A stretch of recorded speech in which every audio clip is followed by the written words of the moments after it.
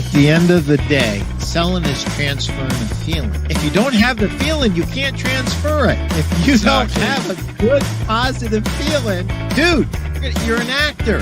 You have to sell and run your business from a place of positivity. And however you get there, God bless you. Welcome to the Primeau Show. It is episode 88. Store Owners, How to Become a Retail Rockstar by Jeffrey P. McNulty. He is in the business of creating retail rock stars, but let's first pay the bills before we bring Jeffrey out. If you haven't bought my book, Sell a Million, what are you waiting for? 101 strategies and techniques on how to sell another million if you own a furniture or a mattress store. And the best compliment I was ever paid on the book is actually in the foreword by my dear friend, Doug. And he said, take the word furniture and take the word mattress out, and it's just a great book on marketing. And I would like to give a shout out to the Mattress Industry Network. I think we're over 1,600 now. Steve, thank you very much for your sponsorship of the Pete Primeau Show. The Mattress Industry Network is a group of retailers, wholesalers, manufacturers. If you are in the mattress business, we want you in the Mattress Industry Network. Join now. Scan that QR code that you see. It'll take you directly to the Mattress Industry Network group, where you will be able to network with other store owners, learn how to merchandise, learn how to advertise, learn how to sell, learn what lines are the best. It's a great place to avoid making beginner's mistakes. And if you're an old pro, we need your wisdom in that group and your leadership in that group. So, hey, speaking of, thank you, Pete, and good morning, gentlemen, from Steve Houck, the man, the myth, and the legend. Thank you, Steve, for your sponsorship. Without a further ado, I am bringing Jeffrey on. Jeffrey, good afternoon to you. Go Packers. Let's start out the show right. Let's start it out right. All right. So for those of you who don't know, Chris Stone, who is the best producer in the entire world, is a Detroit Lions fan, and they were going at it earlier. Jeffrey let off the charge. So I got a feeling that the man in charge of the slides is going to put up some Detroit Lions slides at some point. He's going to probably block out my Packer helmet and all that good stuff, right? Hey, Mike Klein from Schenectady, New York, where I was born and raised. I love doing this show, Mike, and you don't need to thank me, but I appreciate you thanking me. One thing I want to kind of talk about before we get started. Jeffrey has a very unique background. He was in retail for years and years, but he's also a retail expert in the fact that he's an analyst of the business.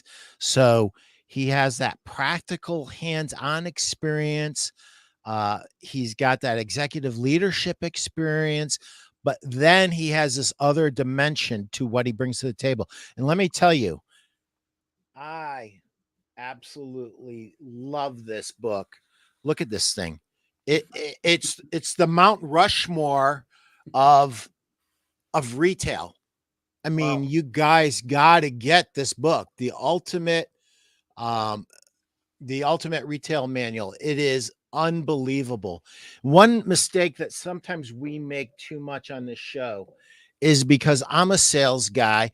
Good evening. Well, it's good afternoon, but I know it's evening for you, Guy Danes. Thank you for being here. Thank you for supporting the show. We spent a little too much time on sales. I'm not going to apologize for spending too much time on advertising, because till that door swings, nothing happens. But so here, I just came back from a conference, and at the end of the conference, this is the screen that they put up, and it basically says, the winter is coming. We know what comes with it. And I thought that that was very powerful.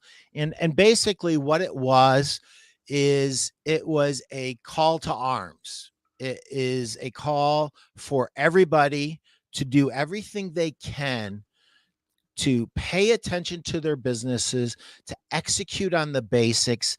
And I know what the P middle initial stands for. You never told me, but it's process, because I can tell by reading your book, Jeffrey, that you are a process oriented guy. Our brief interactions before we got on the show, you are a process oriented guy, and you are what most of my retail mattress store owners and furniture store owners need.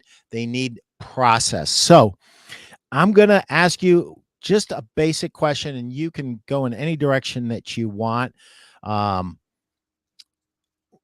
We were in a little recession this year. We're walking into a more major recession this year. All indicators, all the experts, everybody's saying it. So we have a choice. We can cuddle up in the corner and pray to God that everything turns out okay, or we can roll up our sleeves and get to work on our businesses. We can invest in our businesses. We can invest in ourselves, and we can start to implement some strategies to make ourselves better retailers. So just a broad-based question, and it might take the rest of the show. Overall strategies for successfully working through recessions. Well, when a recession hits, the first thing most retailers and businesses do is they slash payroll and expenses. This is usually a knee-jerk reaction that can have devastating financial consequences for each brand. If you study the world-class brands, they understand how to strategically evaluate what costs are essential and which need to be reeled in. The target approach, many retailers use is the ubiquitous activity-based costing strategy, which is a line-by-line system. So if you think about a profit and loss statement or activity basis to reduce expenditures. The downside to this methodology can be the lack of true understanding of the cost to benefit impact on customers and employees. Revenue, profitability, and service are inextricably linked and have a direct impact on retailers' ability to sustain strong revenue verticals during tumultuous periods. And a recession is an extremely tumultuous period, as we all know. When it comes to profit and net income, there are usually 4 different ways to achieve positive numbers. There's a few different ones, but these are the 4 main ones. You can increase top-line sales. You can reduce expenses, which is usually the first to be reduced is the payroll, like we discussed. Decrease inventory or increase turns. And for anybody that doesn't know what turns is, it's a measurement of the number of times inventory is sold or used in a period such as a year. So when New Retail Ethos consults, that's my company, New Retail Ethos. We consult with clients around the world. We kind of cover I created an acronym. In retail and business, people love acronyms, so I started creating them. It's a strategy which is a structured blueprint for achieving continued retail and business success, even during recessionary times. The CAPE strategy is successful in any retailer I've ever worked with or business, regardless of size, niche, or demographics. The CAPE stands for customize, adapt, personalize, engage, and differentiate.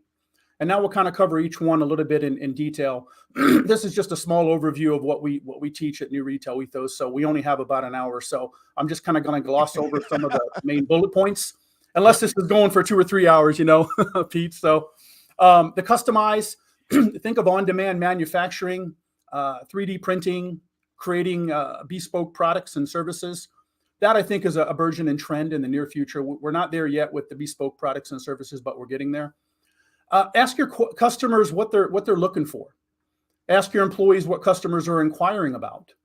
And then double down on specific customer requests and interests. This is the time in a recession when you should be doubling and tripling down on these customer requests because they're still shopping and giving you their loyalty, the customers are. So the A stands for adapt. Think of acclimating to changing consumer preferences through innovation, strategy, engagement, and execution.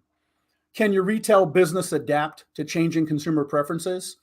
Are you waiting for other retailers to work out the kinks? I notice some retailers are waiting for, everybody else to be the pioneer and to work out all the kinks and the growing pains, and then they think they can just hop on and get on the gravy train. Well, it doesn't really work that way, because during the process of working out those growing pains and those kinks, you gather valuable knowledge that pays dividends down the road. Can you pivot? And are you being proactive or reactive to customer trends? That's a main philosophy pillar, is there's being proactive and reactive. And the retailers that are struggling right now are being 100% reactive. The retailers that are successful are being proactive. They're thinking ahead. They're touching base with their think tanks internally, externally. And the retailers that are being lethargic right now with adapting to the new retail ethos, that's why I named my company New Retail Ethos.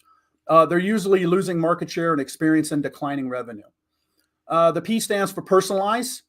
So think of creating localized products and service assortments to match geographical locations and targeted communication. Are you creating an engaging and interactive experience for your guests? Do your customers feel valued?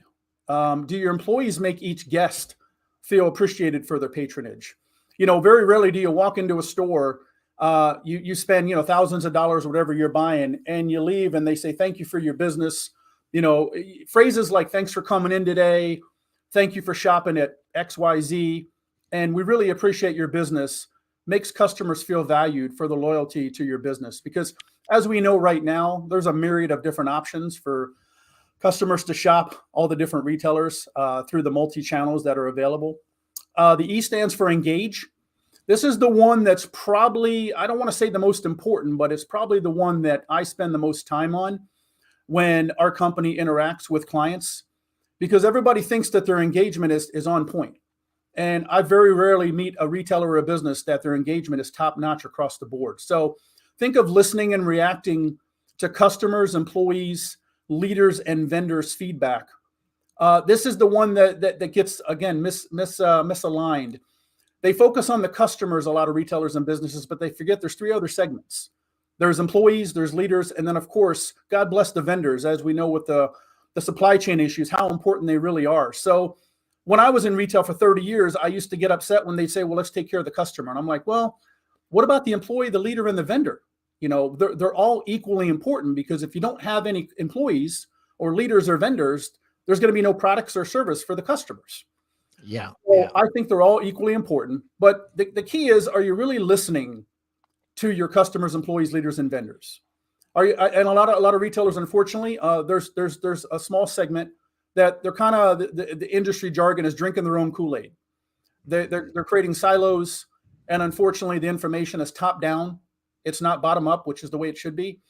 And in certain companies, when you express a different viewpoint from some of the executive leadership, it doesn't go well for your career. So you got to be open to listening to communication from all four different segments and really wanting to understand what's going on. So some retailers give it lip service, Pete. Unfortunately, there's a lot of ones that do a great job. Home Depot, Target, Costco, Tractor Supply, they do a very good job. I have a lot of colleagues that work at these companies. They do a very, very good job of listening. So engagement is a living and it's a breathing energy that must be a priority at all times, and not during just challenging environments. What you'll notice is the engagement ratchets up during challenging times, and then when it's a prosperous environment again, it kind of wanes off and goes into the background. It's something that's, again, a living and breathing energy that needs to be lived on a daily basis.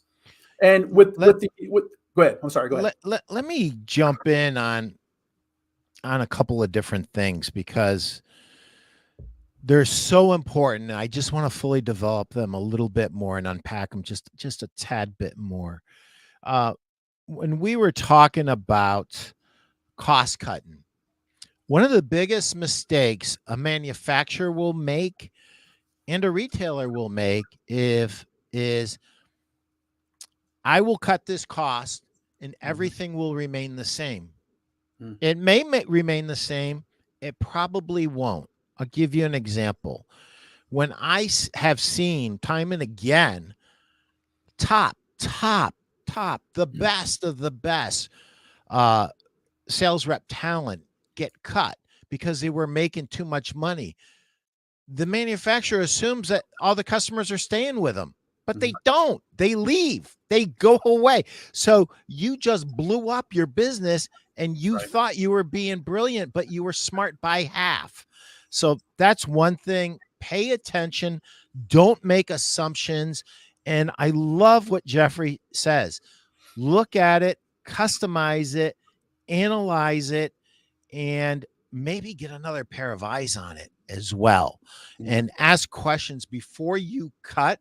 So the old adage, right? Measure twice, cut once. Maybe measure a few times in a few different ways, and then if you need to cut something, and some things will need to be cut. Right. Make no bones about it. Some things need to be cut. I think one of the things that I got from reading Jeffrey's book is someone who's committed to winning and who is extraordinarily pragmatic and committed to make, instead of being committed to a quote philosophy blindly, this is someone who is really interested in you becoming a rock star. And you becoming a rock star and winning at retail might mean to stop doing some things that you're doing, and it might mean to start doing some other things. Right. This thing that you said it a couple different ways. I'm just going to say it my own way. Don't wait. Engage your customers, engage your people now in deep conversations. The world has changed. You may or may not have changed with it. You might have changed in ways that you don't even realize. When you start talking to your people, you're going to uncover gold. And it has to be open and honest. And one of the themes that runs through your book, Jeffrey, is open communication with no punitive actions taken. If you ask your employees to be honest, and they are, and it hurts your feelings, you've got to hold back from retaliating in openly or in the back of your head. Sometimes that employee that said something that kind of hurts your feelings. I mean, if you want to hurt my feelings, there's one thing you got to say to me, Pete, you're not being fair. If you say that to me, you crush me. Because the one thing that I feel like is I am the most fair person in the world. And if you say something that goes against that, I will absolutely be crushed. And I will probably turtle up a little bit. And then I will come out of it and I will start to look at it. And then I will probably say, you're right. I screwed that up. And then you have to ask yourself one tough question. How do I make it right? Right. How do I make it right? And is there something in my process that I need to fix? I see this running through your book all the time, this adaptability, which I think is what we miss often. Many of our store owners, Jeffrey, they were superstar salespeople. I mean, just studs and studettes on the retail floor. I mean, they could just sell and sell and sell. Some of them have management experience, and that really helps them as they become a store owner, but some didn't. Some went straight from basically being a superstar salesperson into being a store owner with no management experience.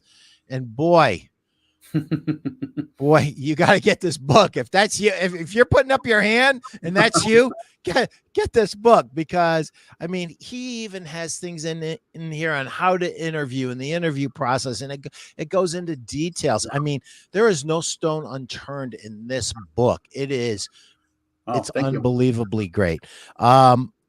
Just one other thing, drinking your own Kool-Aid. That is so brilliant. I love that. I think that we all sell from our cup of belief in ourselves and in our companies and in our products and our people, but we all have to not drink our own Kool-Aid, as you said. That was just so well said. And it hits on so many different levels, Jeffrey. This ability to question yourself is going to be the key to your success as a store owner. As a matter of fact, any business owner, if you cannot question yourself, you cannot grow. If you cannot grow, you can't get better. If you can't get better, you're stuck. And maybe you're doing great and you've gone as far as you can go, but I really don't believe that. I believe that we as human beings have an infinite ability to adapt, to change, and to get better. And I really believe, without getting preachy on you, that we have to do that. If we want to be happy, fulfilled human beings, we have to be committed to getting better. So I'm sorry I interrupted you. I know you've got a lot more to go through, but I thought those things really needed to get drawn out. Hey, Please don't wait. If you keep saying good things about me like this, I'm going to have to keep you talking. Hey, they say imitation's the biggest form of praise, right? Praise the biggest form of imitation, flattery, all that. Yeah, thank you very much for the information. I'm glad you're enjoying the book. So where was I? I think we were discussing the engagement. There's a lot of feedback channels available nowadays. I started in retail, like I said, in 1982.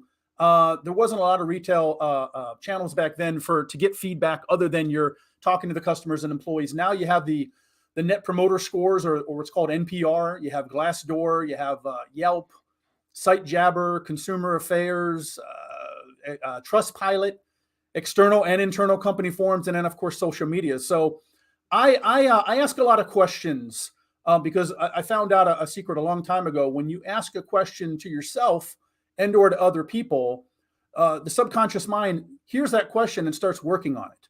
It's not a conscious thing, it's a subconscious thing. So I ask a lot of questions that also interrupts a person's train of thought. So if you're having a disagreement with somebody or you're having a debate, asking questions kind of breaks up that strong, powerful thought train that's happening.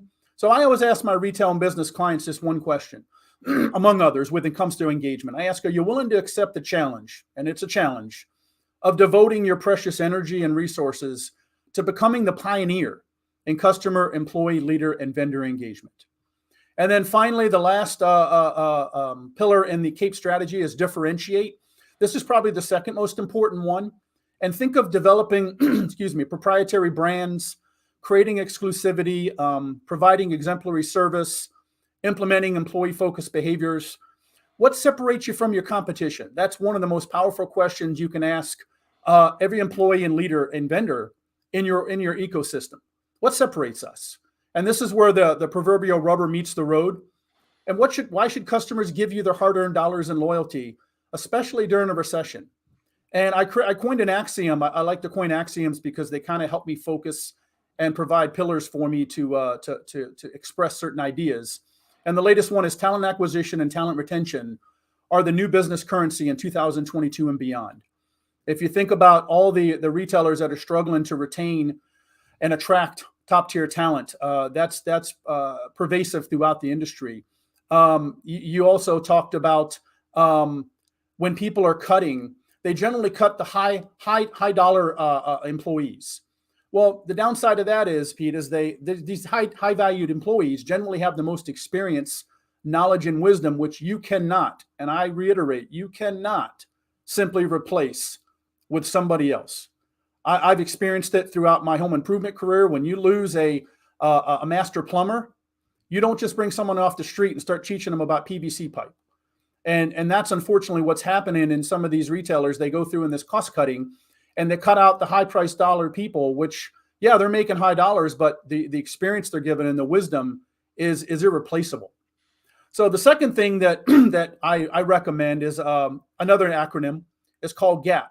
I recommend this to my clients, and it stands for growth, autonomy, and purpose. And the GAP strategy is very effective. It works, again, in all niches, all retailers, all businesses, because it's not specified in one industry. And that's why I created this, because I work for 8 different retailers, and I got a really good gauge of the different niches and verticals. So when I created the book, obviously, and then my online courses, I wanted to make sure I gave information that's applicable to pretty much all industries. And the main core concept of it is you tap into employees' intrinsic motivation. Intrinsic is a fancy word for internal.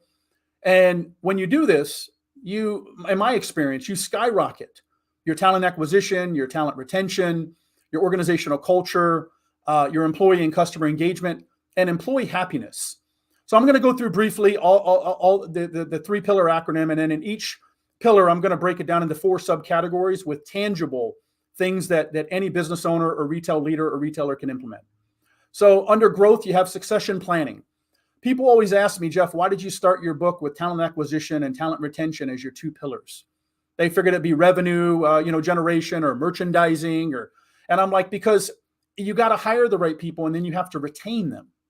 And so the hiring is the first part of the process. But if you don't retain them, when I was in retail, I remember hearing a number that was thrown out, and it was pretty impactful. It says for every employee that we hire full time, it costs $10,000 to train them, to fully get them trained and up to speed where they can start making an impact. So think about that in the back of your mind for a minute. But so succession planning. How are your employee and leader performance reviews? As you're reading the book, I go through this extensively. Are these reviews engaging, collaborative, and here's the key word in big quotations, honest and productive? I took over a lot of stores and districts where I've given honest and ethical and collaborative performance reviews, and boy, they just pencil whipped it. And I felt bad for the employee or the leader because it wasn't their fault. But you got to be honest, again, not brutally honest, but a compassionately honest, so they can grow. Like you say, you got to get better, and that's one of the ways you got to be honest. Are employees providing they provided with a clear understanding of their path to achieving their aspirations? Next, you have daily check-ins with employees and leaders. This is very powerful, and this is probably one of the things I love doing the most. And I loved being in the stores because I loved talking to the employees. You're walking by and they're building an end cap. You stop over there and talk for 5 or 10 minutes. Hey, how the Packers or the Lions doing? I have to do that for our moderator there. I don't want him to knock off my pictures, so I got the Lions in there.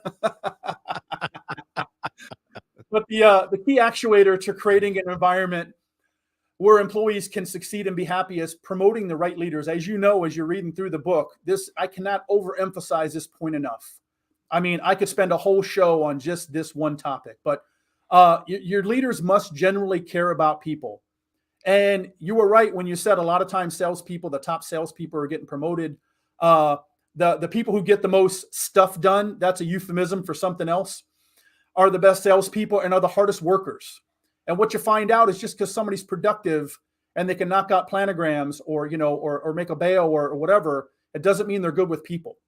So the axiom that comes to mind is if one bad apple can ruin the bunch, how about hundreds?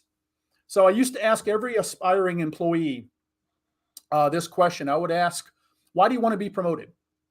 And, they'd give you the normal reasons. I want to make a nicer living, I want to be more in control. I want to have more influence. And that's great. But if their answer was seriously devoid of helping and serving people, this was a serious red flag for me. The next thing is providing challenge in work. Most employees want to be challenged to grow in their positions. We all have a internal drive to level up in our knowledge and performance. And again, the main differentiator is that you're providing, and this is going to be a theme throughout my interviews, is an inclusive environment that's conducive to allowing employees to upskill, grow, and advance. Throughout my 30-year tenure, like I said, with the 8 retailers I worked for, there was employees from 18 to 80. And at first it was a shock because, generally that you don't experience that in many industries, that far range of age groups, which I loved because the 18-year-old might want to become a CEO one day and the 80-year-old just wants to work part-time. But the 80-year-old has a wealth, a treasure trove of knowledge and wisdom. So I would be working with them and asking them questions. And I loved it. I love talking to people that are older because they have more experience and wisdom. And then that way I can learn. So discernment and communication are symbiotic companions with success. Discernment meaning, like you talked about, having self-awareness, discerning and getting to know each employee, what their aspirations are, what their goals are, and then putting them in a path for they can succeed. Competitive wages and benefits is next. If you look at the world-class brands, Pete, they're massively altering their pay bands and increasing their employee benefits to maximize talent acquisition and, of course, more importantly, talent retention. And for me, this is a non-negotiable strategy that every organization should be implementing. So I want to reiterate the axiom again. Talent acquisition and talent retention are the new currency in 2022 and beyond. And then finally, under growth, you have educational opportunities. And the best in class retailers, like if you think of Walmart and Target, Walmart has, I believe it's the Live Better You education program, and Target has it as well. They're fully committed to providing free college tuition and books to their employees.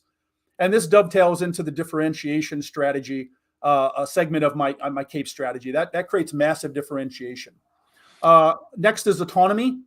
That's the A in GAP. Can I unpack a couple things real quick? Man. I want to give every store owner a tip. Don't wait to give your first performance review when you're pissed off. So this is what we do. Generally speaking, most people are just nice. You're nice. And so the first time they do something wrong, you let it go. Second time, you let it go. Third time, you let it go. And then you get to this point where you're pissed off. Right. Part of your onboarding should be once a month, we're going to sit down and we're going to talk about how you're progressing. And we're also going to talk about what I need to do to help you. And we're going to have these regular talks. And so there should not be any surprise that we're going to have performance reviews once a quarter or however often you do them. Guy Danes, let's see. Jeff, in your experience, do many staff want to upskill, keep on learning new stuff, invest in themselves? Thank you. That's a great question. Yeah, that's layered. Thanks for the question, Guy. Yeah, in my experience, again, the people that I think everybody wants to do a good job. I think they really do inside. Now, there's some people that aren't a good fit, but that I found that by hiring the right people. When I was I've interviewed over 6,000 people throughout my entire career for the 8 different retailers. And one thing I found out is if you're interviewing somebody and you're asking them a question about, tell me about a time when you provided great customer service or you were, working on a challenging project.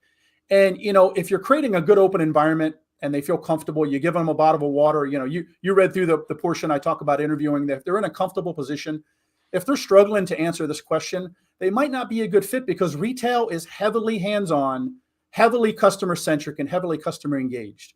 So I believe if the environment is created right, and that's where it all is. I would take over stores and I would have managers telling me, John Doe is, a slacker and Karen doesn't like this. I would get to know these people and find out, wow, it's just poor leadership. Attitude reflects leadership, and I said to myself, wow, these people are phenomenal. They just need a leader that believes in them and cares about them. And that's why I wrote the book, Pete. So yeah, Guy, to answer your question, I really do believe that. But the key is you have to have leaders that generally care about people. And I can walk into Bernie Marcus real quick. I'll tell you a quick 30-second story. Bernie Marcus lived about 5 minutes from the store I started in Deerfield Beach, Florida. He lived in Boca Raton. He would come into the store and he would say in the first 30 seconds, he could tell the entire vibration of the store, the manager's, leadership style. I'm like, holy smokes.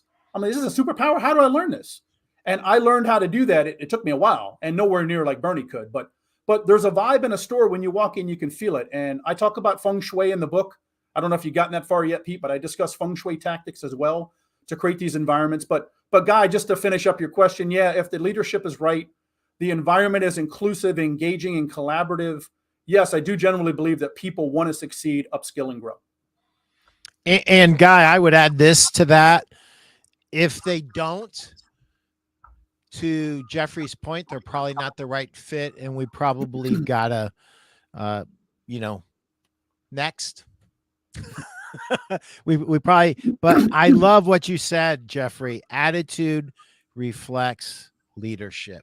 So true. I have had store owners come to me and as an outside sales rep, so I get glimpses into, and I've been asked to work with certain salespeople, and I was able to really move quite rapidly with them. And what I found out through my engagement with a salesperson is they were never trained.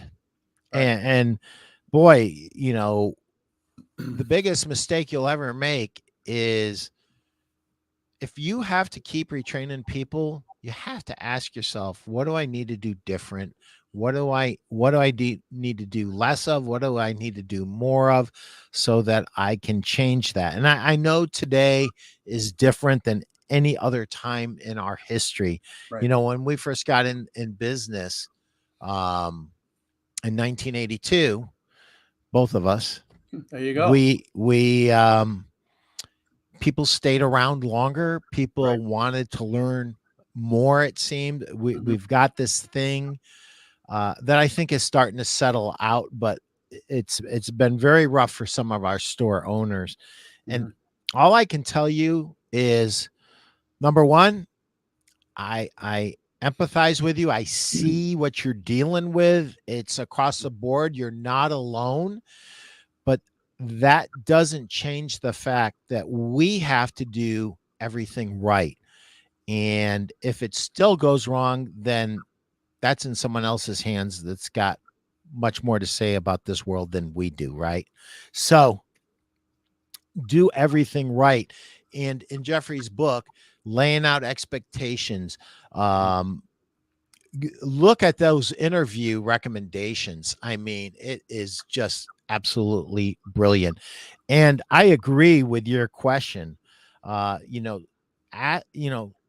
tell me about a time when, you know, about customer service, because if they go on and they get emotional and they gush Right. about how they did this and that for this person and that person, and there's no short, and it seems like they could go on forever, Right.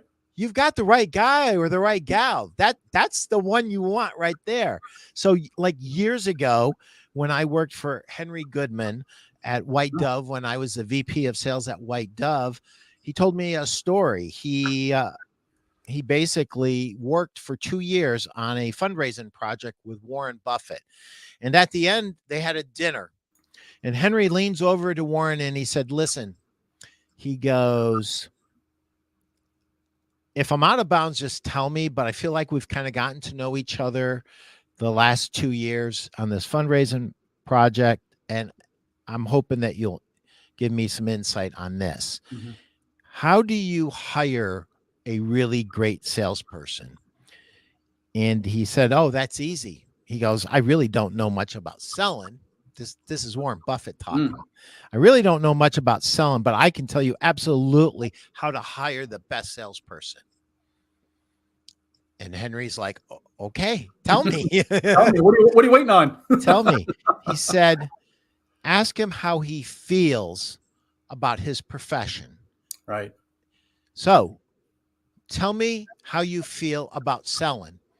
And if he or she gets so excited about selling that you can't shut them up and the room can't contain the energy, that's the right person right there."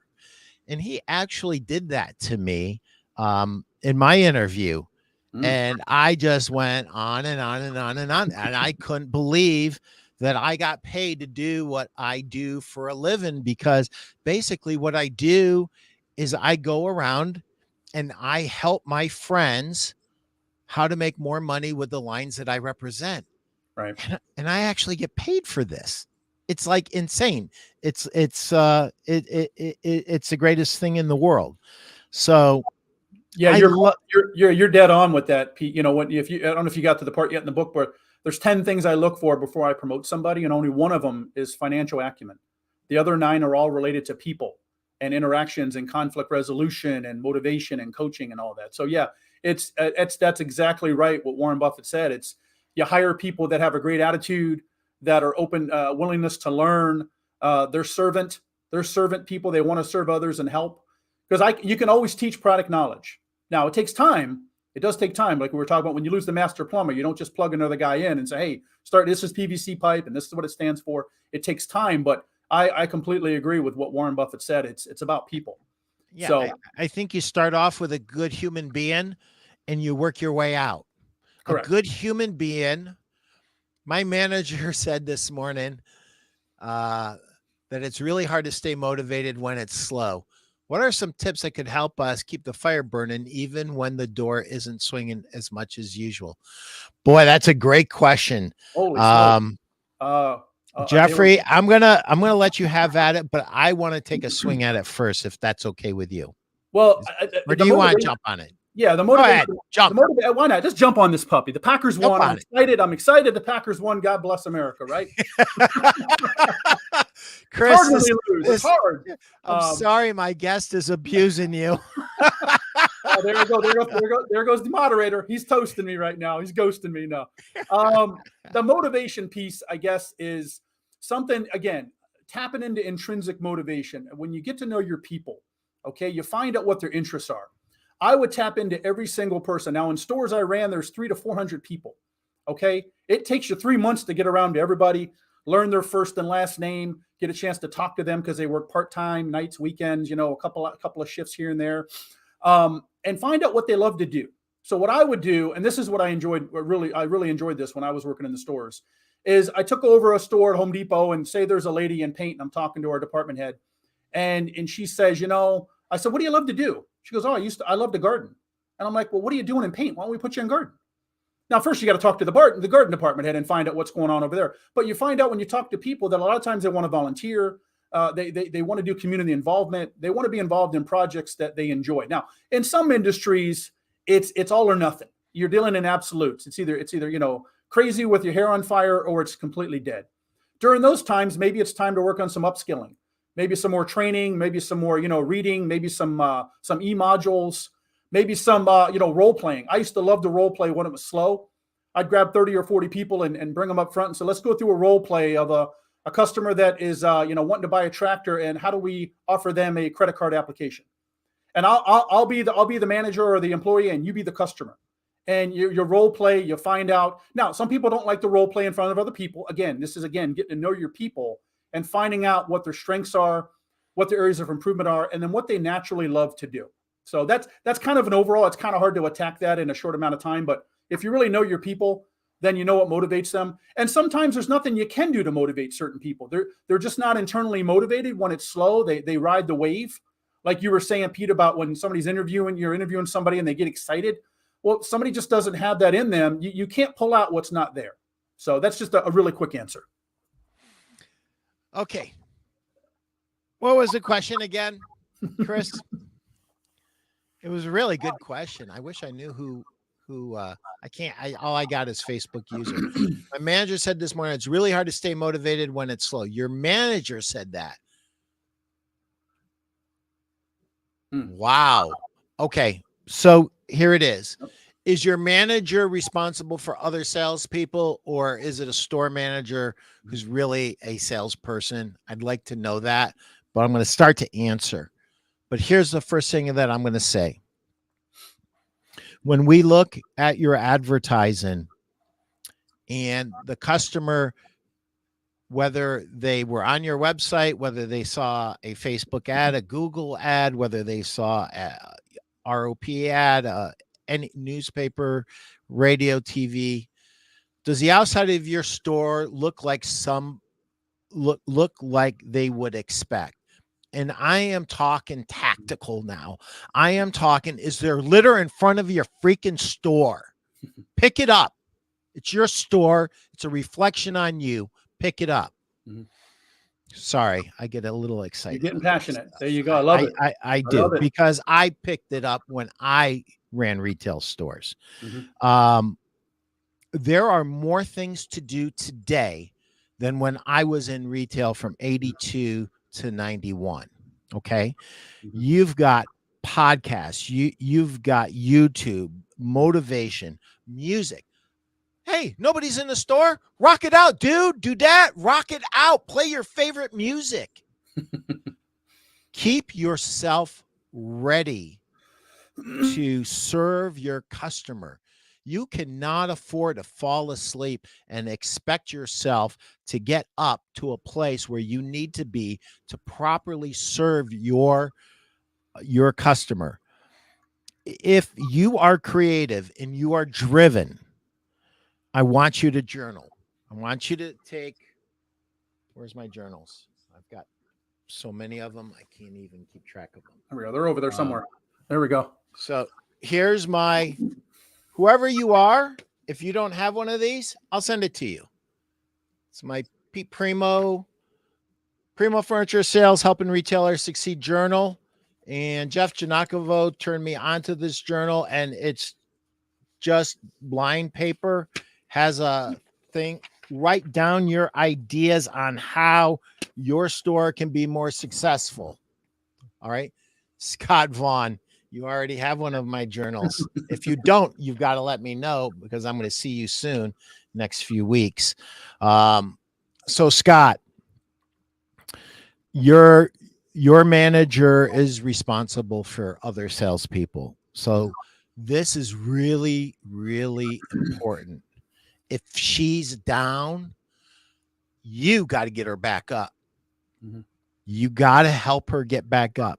And you got to let her know it's okay to play the music that you like when there's not a customer in the store. I mean it. Like, jam out, like rock out, dude. Do that. And I know it's a do that because I know Nicole and I love her, and she's a little Pete Primeau. And I'm going to tell you something about little Pete Primeaus. We're way up or we're way down, and you have to stay in the middle so that you can get to the up place where you sell the best from. But you got to keep busy, cross promotions with other stores. So Scott, Nicole is a very, very creative human being. I am going to send her today in the mail my journal to her. It'll be blank and she can fill it up with ideas, and I expect to see some great ideas. Cross promotions with stores. What can we do to make that door swing? One of the best cross promotions I ever saw was between McDonald's and a furniture store, if you can believe it or not. And basically it worked so well for McDonald's. Back then, a Big Mac was, I think, $1, and the raw cost that went into a Big Mac was, I think, 50 cents.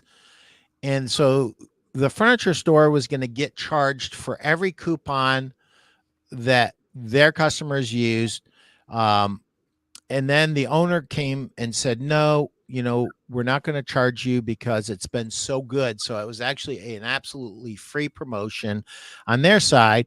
And we got a mattress manufacturer to donate a mattress because this particular retailer did good volume, and it was a creative promotion that everybody should get behind. And this goes back to what Jeffrey said earlier. Relationships with customers are important. They're important with employees, but they're important with vendors too. Let your vendors know what your dream is. Let your vendors know what your aspirations are. Let your vendors know tactically what you're up to. Give them a chance to participate in your victory. They want you to win. They need you to win. Let them know what you're up to. So I'm sorry, I kind of get a little hyper sometimes, but Nicole, let me get back onto autonomy before we run out of time here. I want to make sure I give your listeners a lot of value. So under autonomy, you think of flexible scheduling options. Top tier retailers and businesses are, fanatical about adapting to changing employee and customer preferences. They universally adopt successful strategies expeditiously. There are a myriad of opportunities for retailers to embrace a hybrid remote schedule for their employees and leaders. I firmly believe in a hybrid version of remote work scheduling in the retail stores that would accomplish and achieve all the desired results, if you think financial, operational, and behavioral, while brandishing this concept for others to follow.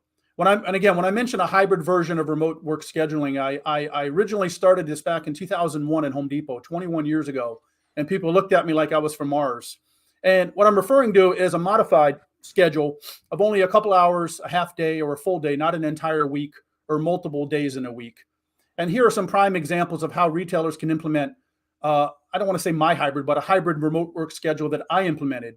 When associates and leaders need to write employee performance appraisals, prepare a presentation or event, complete e-learning modules or classes, stay current with industry standards, conference calls, Zoom calls, and creating schedules. And again, I know this can work because I did it 21 years ago, and it's very effective.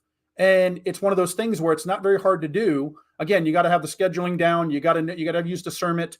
A brand new employee is probably not going to be able to do anything remote yet. But that's something that can be done because, again, I did it. Empowerment. Do your employees and leaders feel empowered to accomplish Herculean feats?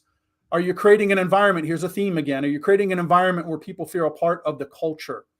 And how are you empowering your employees and leaders to become the best version of themselves?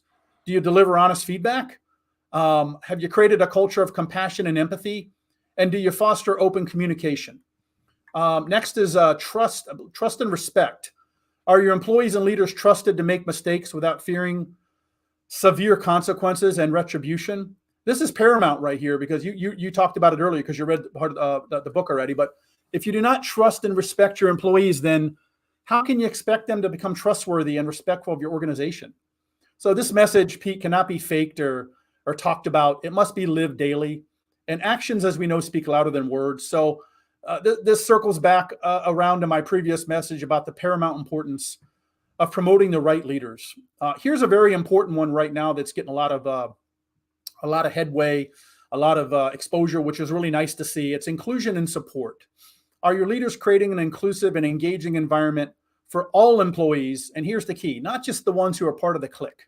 We all know we've been in those stores that have the cliques and they have their favorites. And I used to break those cliques up whenever I took over stores or districts because it's disingenuous. It's not fair to the other employees because we're not going to like everybody. That's just, we're human beings. We all have differences and we come from diverse backgrounds, but every human being is unique and special. And they all have the ability to contribute positively if they're immersed in a supportive environment that embraces diversity and innovation. And some of the best ideas I ever had came from employees who felt included, cared for, and supported. And then finally, under the P for purpose, I'm really big on this one, foster an entrepreneurship. It's a fancy word for an entrepreneur working in an environment where they're inside of the structure, the support, and the safety of an existing organization.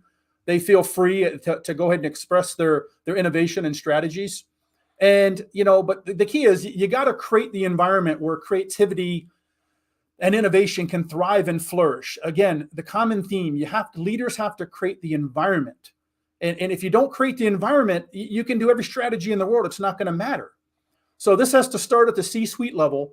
Whenever I work with a retailer or a business, I always try to start at the executive level because that's where it is. The expression is a fish stinks from the head down. I'm not a fisherman, and I'm not saying that every organization stinks, but it all starts at the top.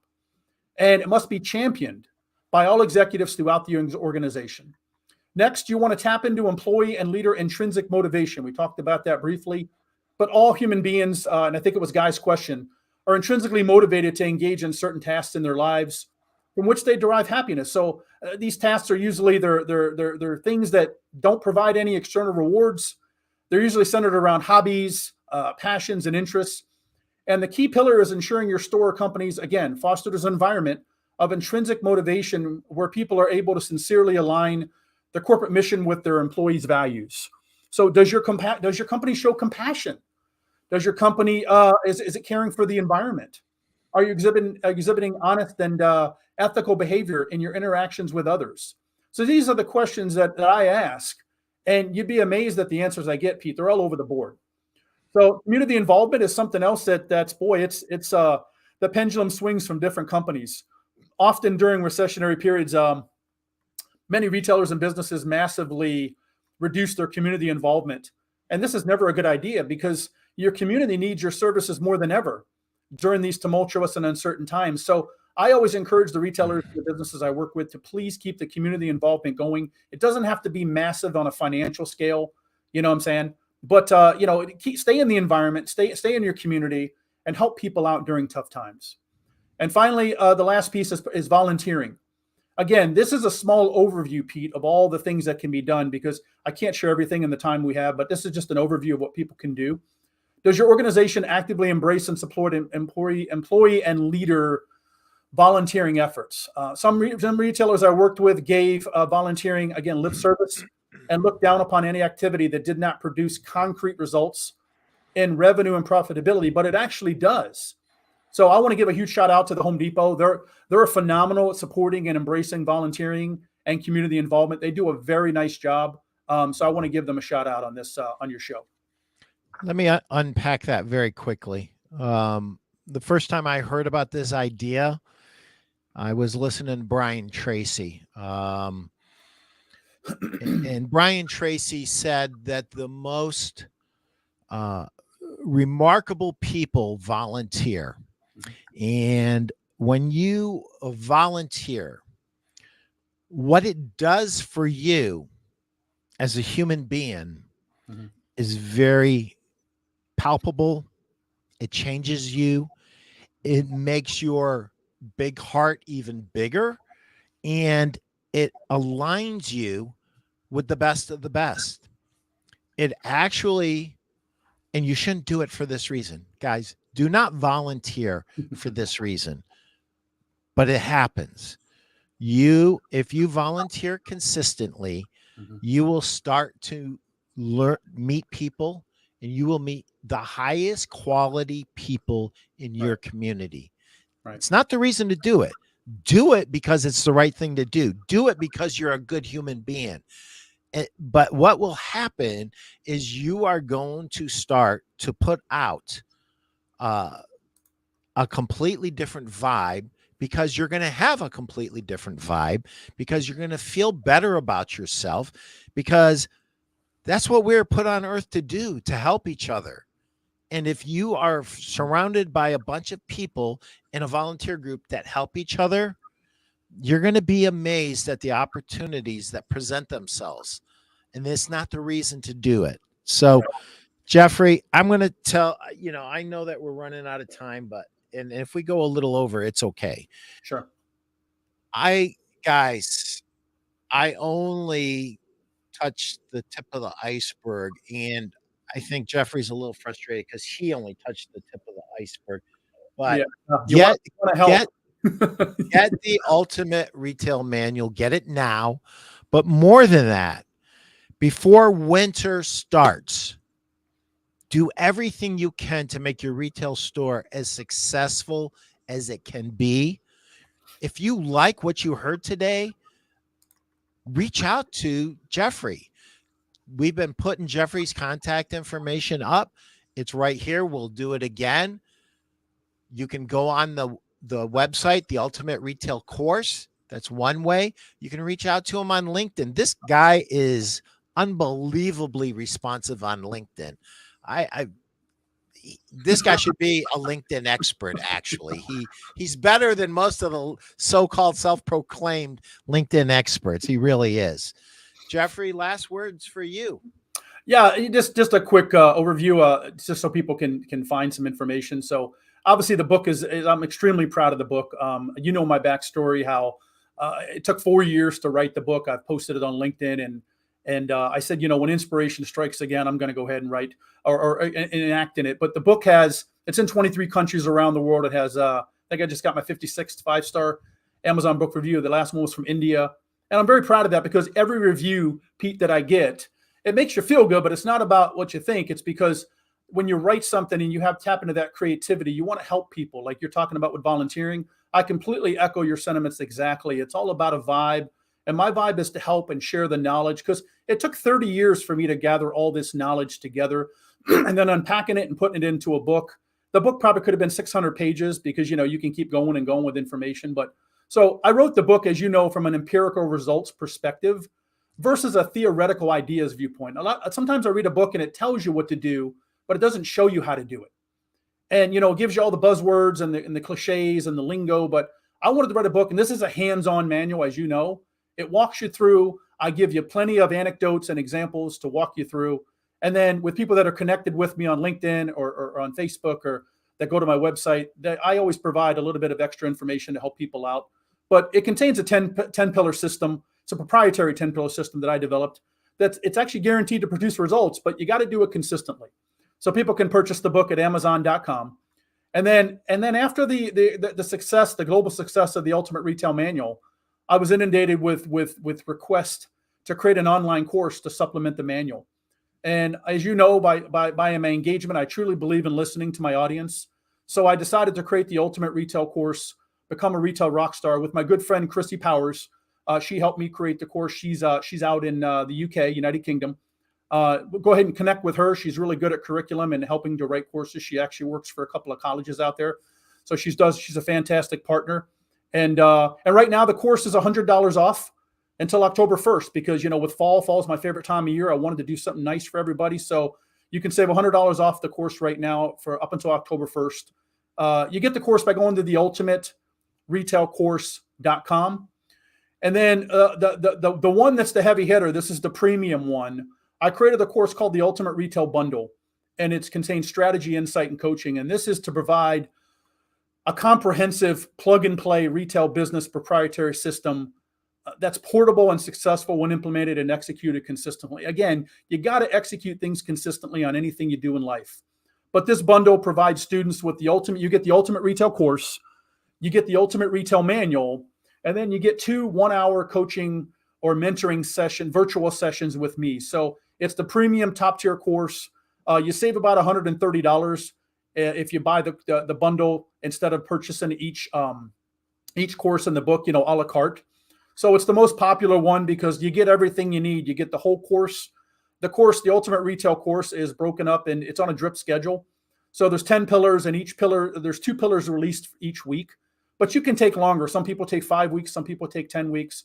So you get the entire course, you get the book, and then you get 2 1-hour sessions with me, kind of like what we're doing right now. Ask whatever questions you want.